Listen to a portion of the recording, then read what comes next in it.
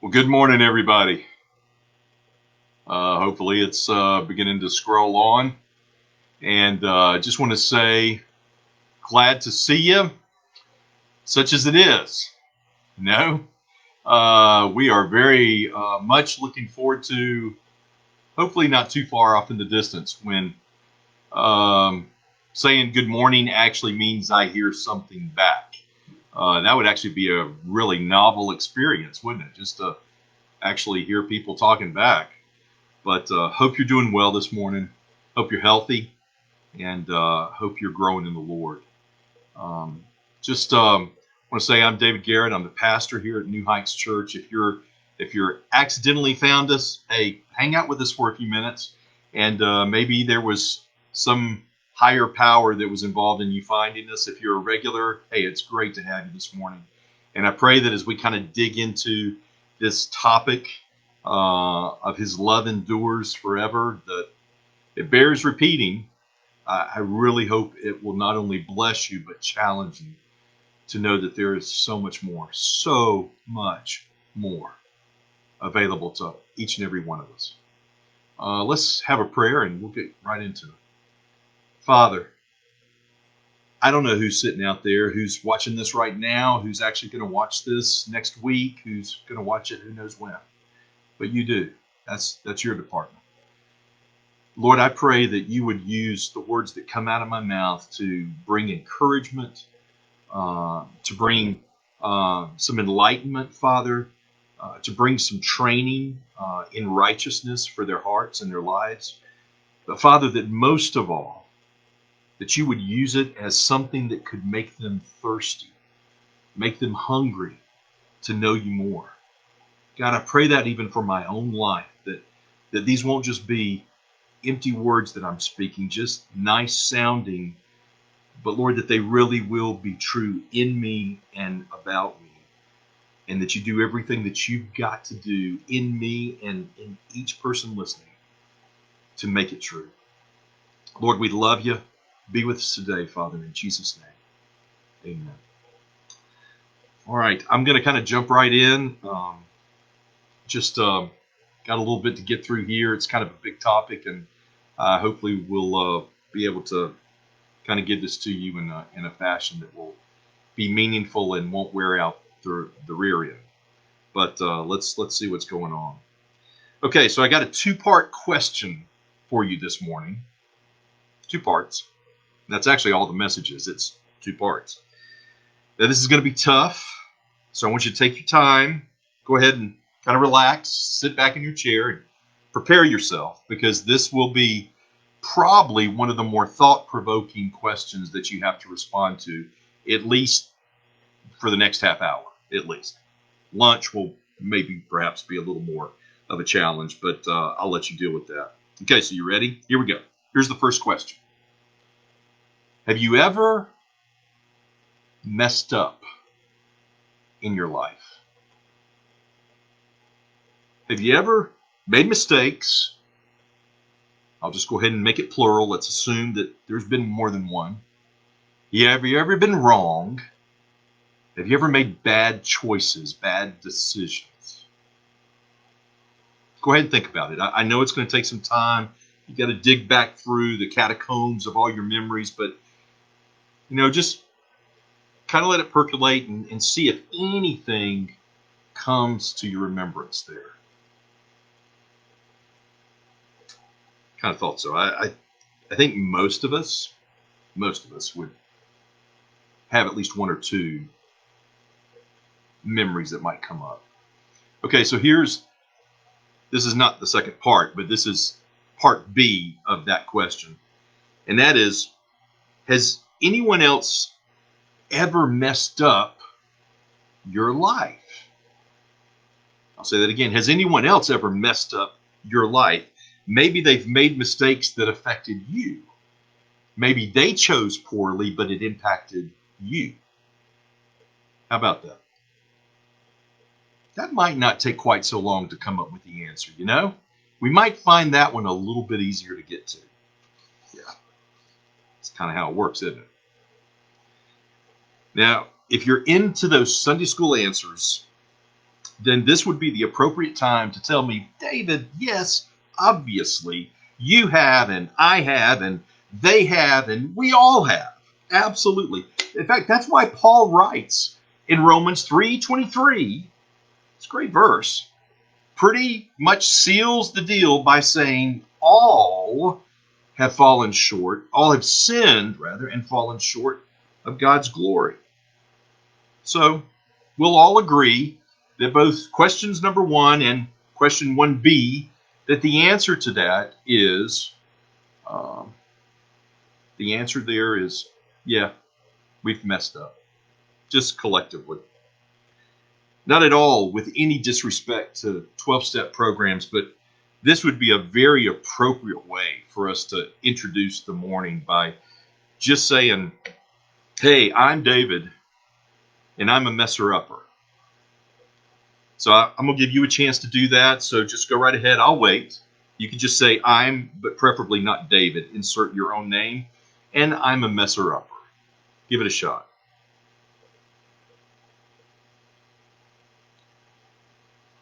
Is there anyone out there that perhaps thinks that's not a true statement about themselves? Then if you are near anyone else who knows you well, just ask them. I'm sure they can probably help you with some of that unreality that you're obviously living in. Now, the amazing thing is that we may have all just agreed that we're messer-uppers, and in this day and time, getting a group of people to agree on anything is pretty amazing. The reason I wanted to go ahead and check out your answer is simply so we could nail down this one vital truth about ourselves. We are all messed up, screwed up, broken up, given up, hopeless and helpless. We are all messer-uppers. And you see, the reason why that is so important, you're like, okay.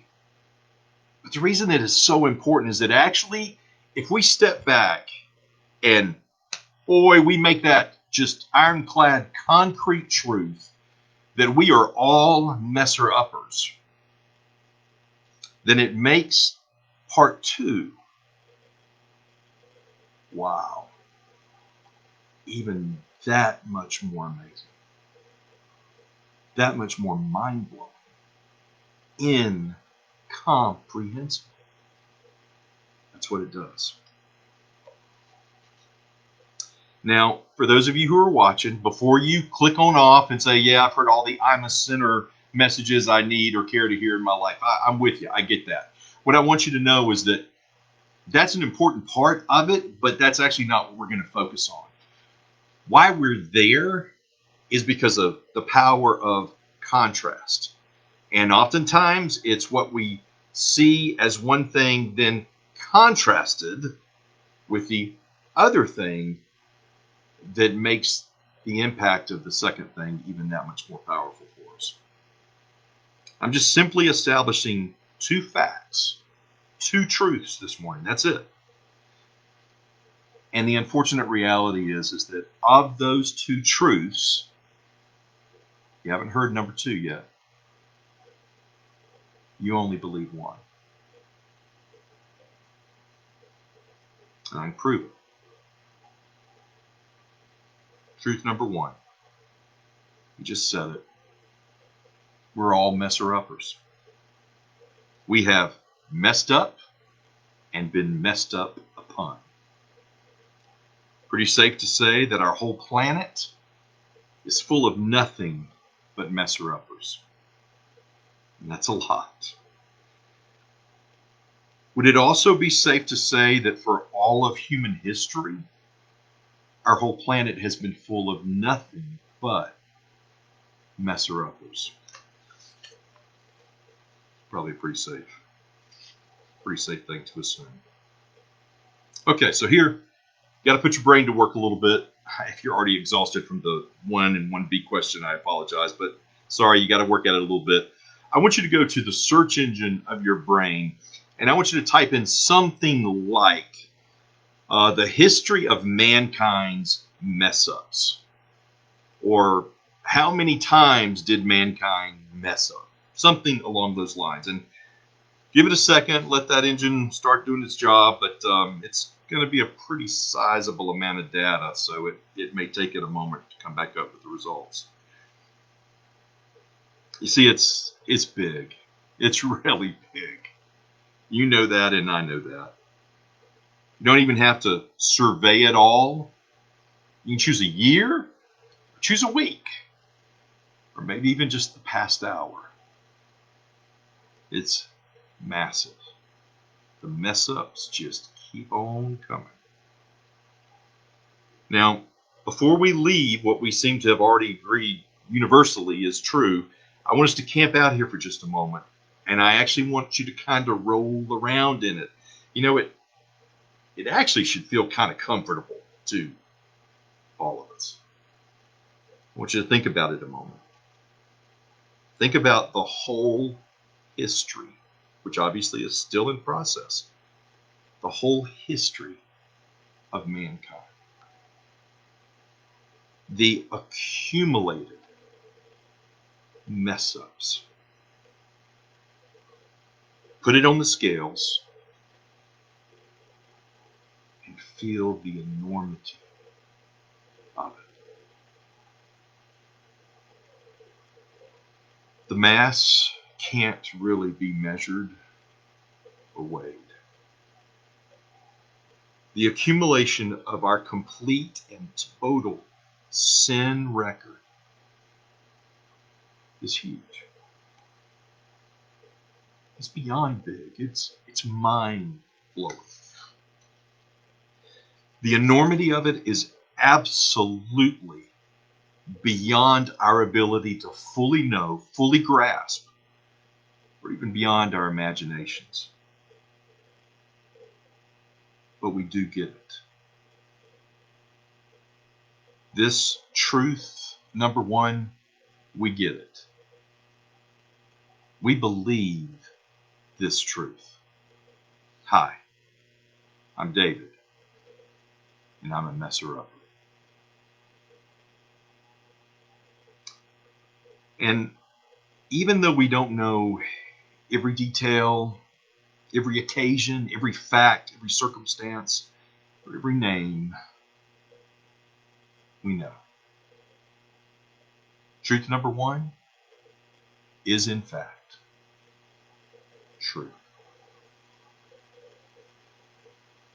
Now I want us to take a look at truth number two. And here's my second question for you. Have you ever had wrong information only to find out later that, yes, in fact, that wasn't correct information? Like, it's really bad when it's after the test. You know, it's better when you kind of get that before the test. Have you ever gotten that experience? Yeah, I have too. And, you know, in our lives, so many times, we think we know things, but only to find out later that we were wrong. Kind of goes with that whole messer-upper piece of it. Well, here is truth number two. But before I even tell you what it is, I can tell you right now that you don't believe it. I can prove it. I can tell you concretely. There's no telepathic magic stuff here happening. This is just absolute, simple, guaranteed, 100% money back guarantee that this is true. Truth number two, hold on. God is love. You're like, what? Yeah, I know. I had to struggle with it because it almost is like, really? That's it? Yeah, that's it. And see, this is how I can prove that we don't believe it. Because every single one of us, at least in a small place of our brains, or even more importantly, perhaps of our hearts, had the exact same reaction. What? That's it. You see, that proves you don't know it. Now, I'm not talking about salvation. I'm not talking about, have you met Jesus? Have you made him Lord? Have you asked for the forgiveness of your sins? Have you started on a faith journey to know him and to become a follower? That's not what I'm talking about. That is not it. I am talking about after that process has started, after you've crossed the gun's gone off basically for the race and you've taken off. I'm talking about what happens down the track.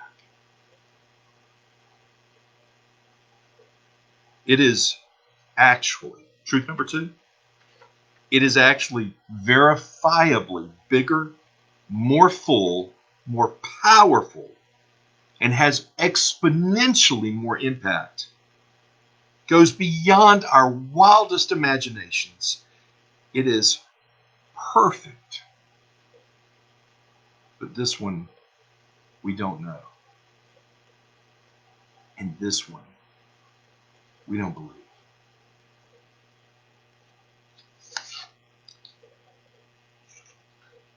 If you take the complete, the entire, the total enormity of our collective depravity, you, me, everyone else, that ginormous heaping cesspool of real world mess ups,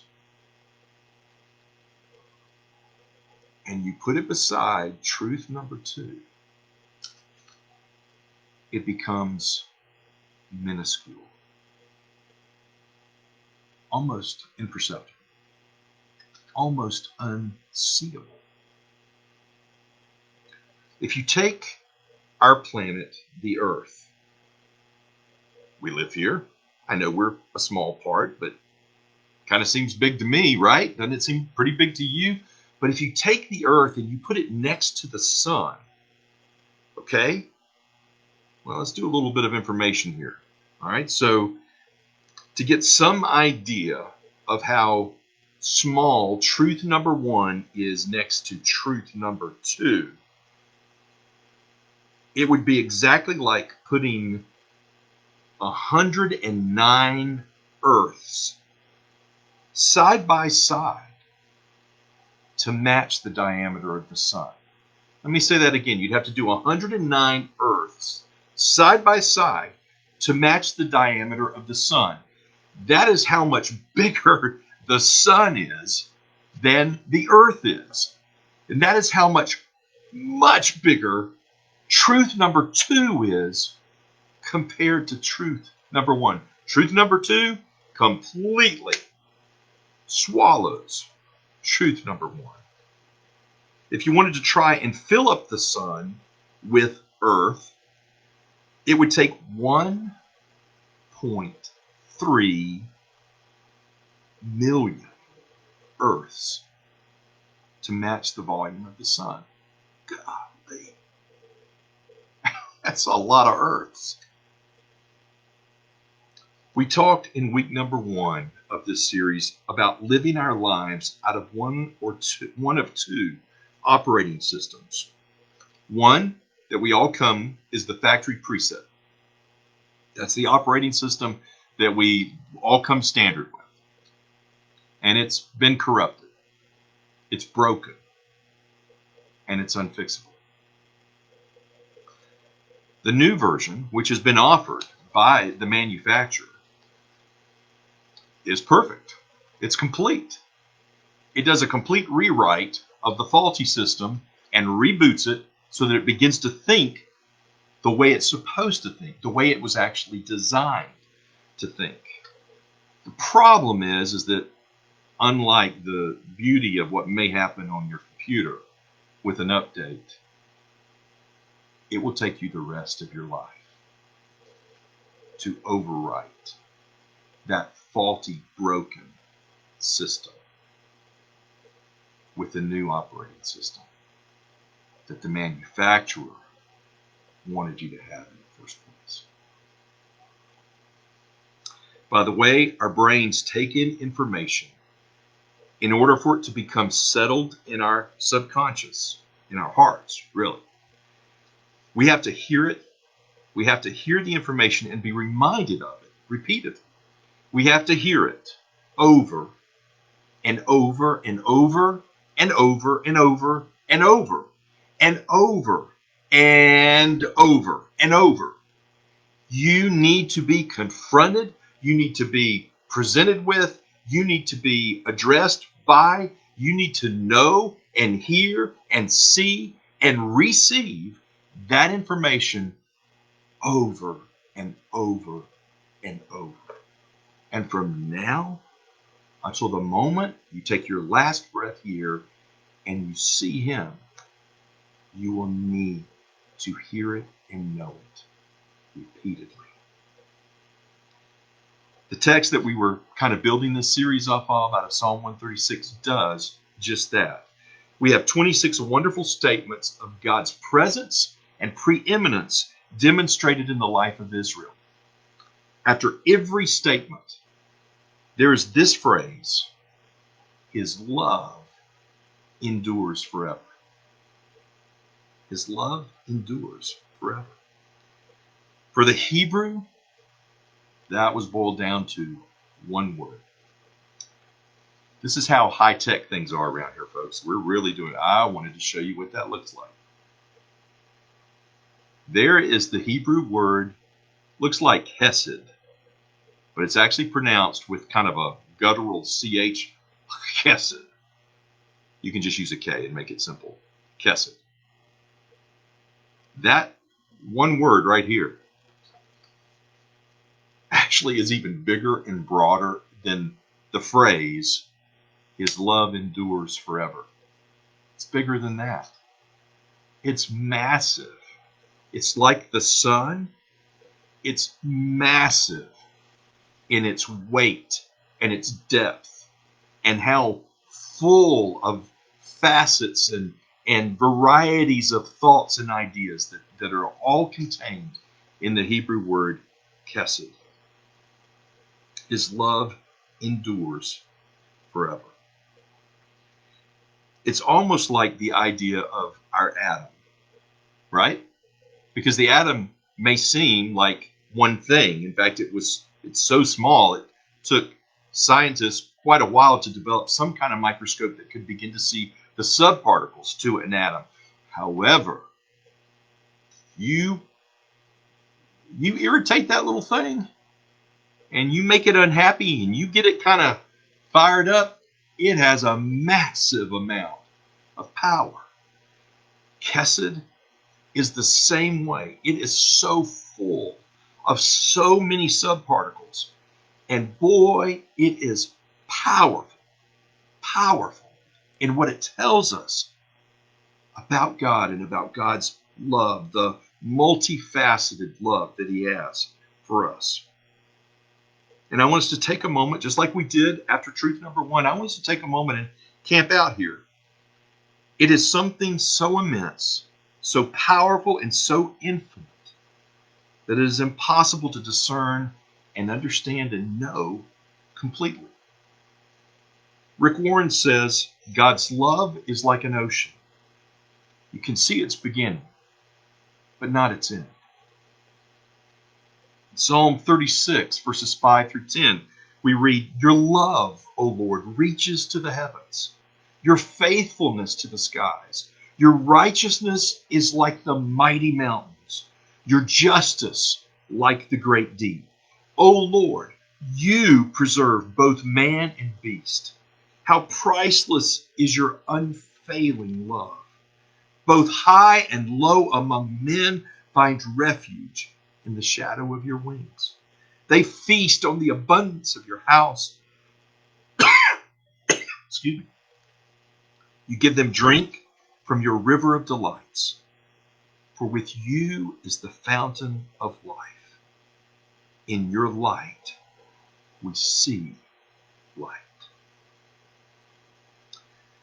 It's a little bit of a digression, but I'm going to tell you this because I really thought it was amazingly ironic and also funny.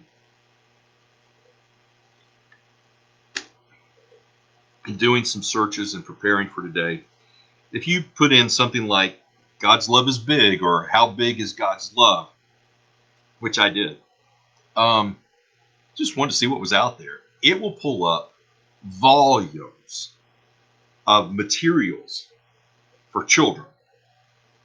Oh, it just goes on and on and on. There are so many Bible studies. There are Bible stories, Bible studies. There's coloring pages. There's videos. There's songs. And then there's songs with hand motions, hand gestures. We have dissected and reconfigured and expressed that idea so many times in so many different ways. Creativity is really amazing. All to make sure that that truth was somehow getting planted in and absorbed by the young minds of our kids. Well, here's what I found ironic about it, because we go to so much effort to do that, to make that truth come alive and become something meaningful that actually transcends into our hearts for our kids. And it would seem like that then we grow up and live most of our lives in denial of that truth.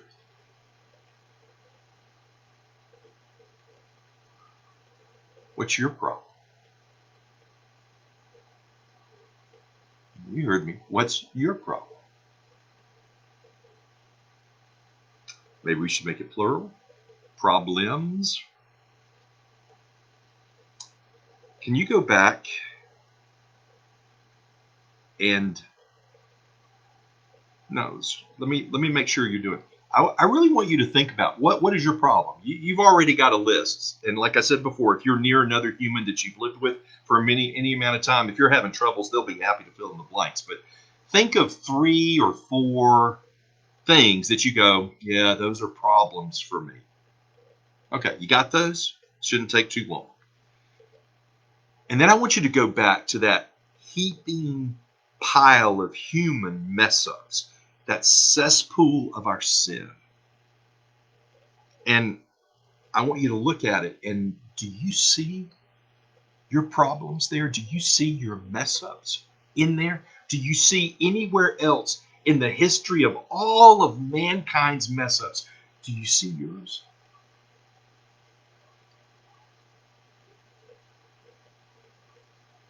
I think we all do. But the sad reality is that if we actually believed truth number 2, that God is love, some of that pile would be different. We would be different. Last week, we talked about how we use and abuse the single word love. We love pizza. We love that new movie or book that just came out. We love the latest song that hit the airwaves. We love our grandma, or we love our thing our grandmama makes. Like in my family, my dad's mom, oh my gosh, she made the most amazing pickles. Our whole family still talks about them. And anyway, we miss them. We miss my grandma. All right, we love our spouses. We love our children. We love our country. We love our new car. We love our pets. We love in so many different ways, from those that are vitally important and deserving to those that are really absolutely inconsequential, that we have diluted and polluted the word. Makes it hard, though, for us to begin to wrestle with the idea of God's love. When the phrase, his love endures forever, is repeated over and over and over, the reason it's there isn't just to say, hey man, his love can be relied on. His love is there. His love endures. That's actually, obviously that's a piece of it, but that's actually not the full scope of Kesed. And here's what is the most mind-blowing piece of the concept of Chesed. Give thanks to the Lord, for he is good. His love endures forever. As you go through that song, as you see the wonderful list of all of the ways that God has been God in the life of Israel, it could just as easily go on another 200 verses and say, though we turned our backs on him in the desert, his love endures forever. While Moses was on the mountain, we had a wild party and worshiped false gods. His love endures forever. In the life, your life, the psalm of your life, when you turned your back on following him, his love endures forever. When you give in the 100th millionth time to that addiction, his love endures forever. When you find yourself so angry and so disappointed and so hurt in someone, his love endures forever. When you have been the perpetrator, causing great harm or disappointment to someone, his love endures forever. You see, the idea of Chesed is not contained. It actually can't be written because it actually isn't fully expressible by words. And it covers not just the amazing times in our lives when we can say, look what God has done. It also covers all of the times when those mess-ups, and the list is long, when those mess-ups are talked about too. Mess up number one, his love endures forever.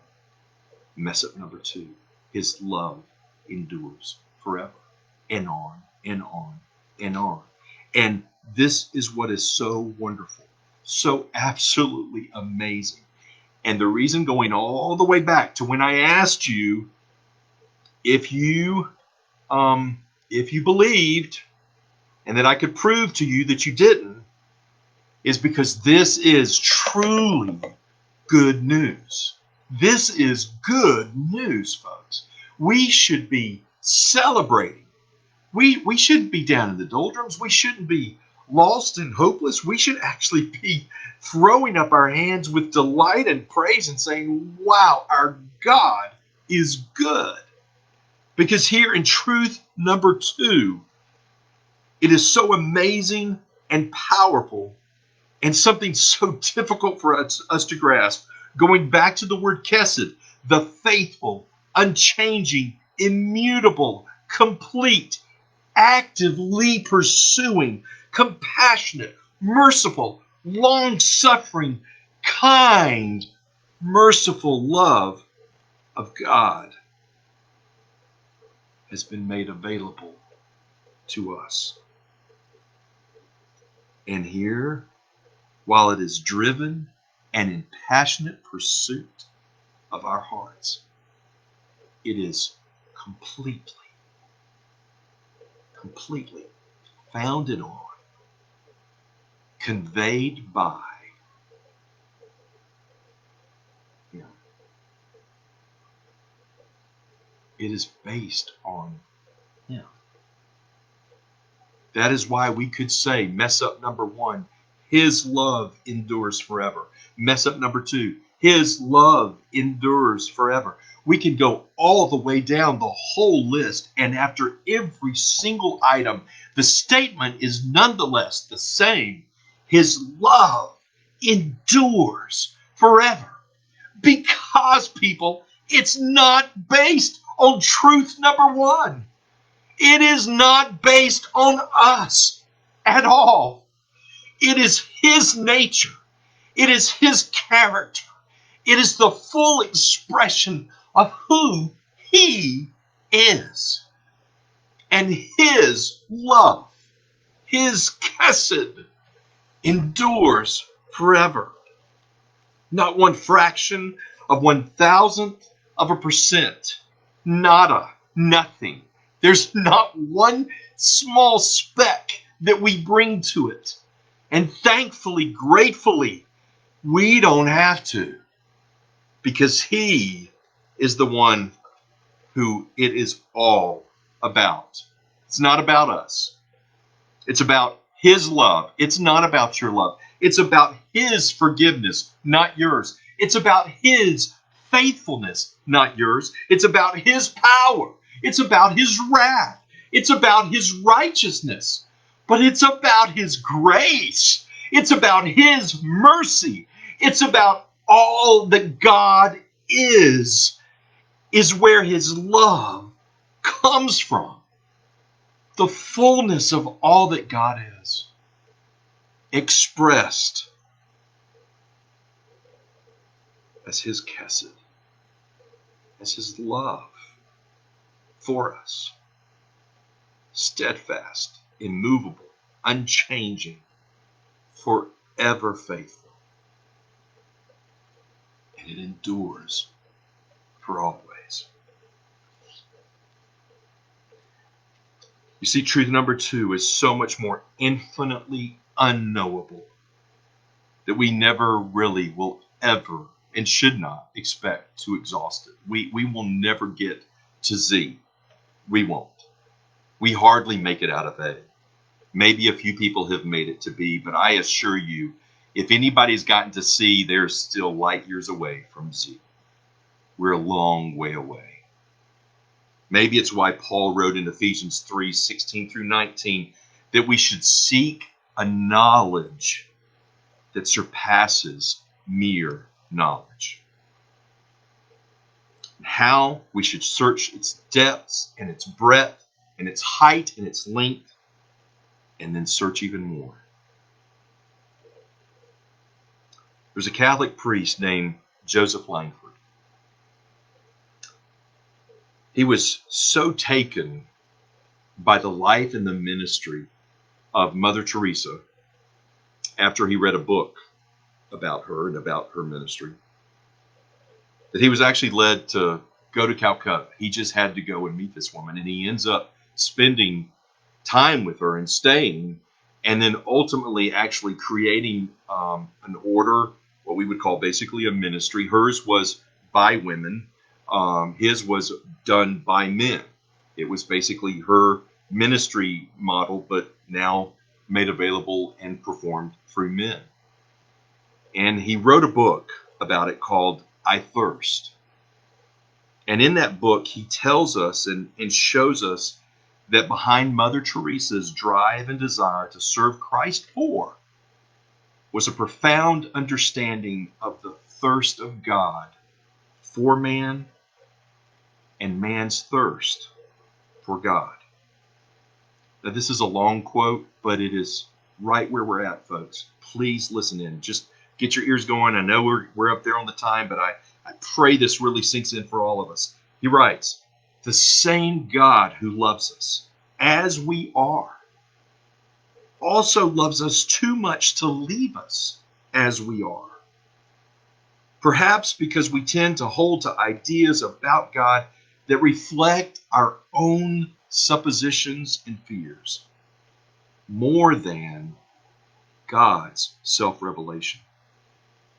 We reduce God to our own dimensions, ascribing to him our own reactions and responses, especially our own petty and conditional kind of love. And so end up believing in a God cast in our own image and likeness. But the true God, the living God, is entirely other. Precisely from this radical otherness derives the inscrutable and transcendent nature of divine love, for which our very limited human love is but a distant metaphor. God's love is much more than our human love, simply multiplied and expanded. God's love for us will ever be mystery, unfathomable, awesome, entirely beyond human expectation. Precisely because God's love is something no eye has seen and no ear has heard, nor has entered into the heart of man. Mother Teresa meditated on it continuously and encouraged us to do the same, to continue plumbing this mystery more deeply. To this end, she invites us, try to deepen your understanding of these words. I thirst for God.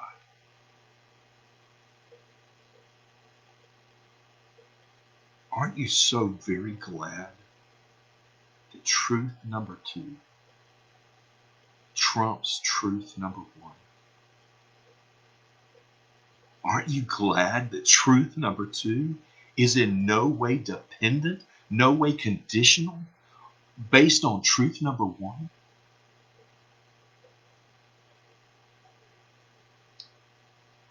Truth number 2, God is love. As I told you, the Hebrew Bible devotes one word to it, the word chesed. It is broader and more vast than anyone could ever attempt to explore. This one word carries a richness about who God is we can never completely know. The Bible you and I use also devotes one word to it. Only one. It is the summation of and the manifestation of God's chesed. And that one word is Jesus. If you want to know him, you're going to have to work at it. That whole reprogramming process is labor intensive. It takes a lot of focus and a lot of time. And it can't be done with occasional passing interest. But if you want to know him with a knowledge that surpasses mere knowledge, it will change your life in ways you can't even imagine. It will enrich your life in ways you cannot fathom. And it will compel your life ever onward in the pursuit of fully grasping, exploring, excavating, investigating, and knowing the fullness of the love of God.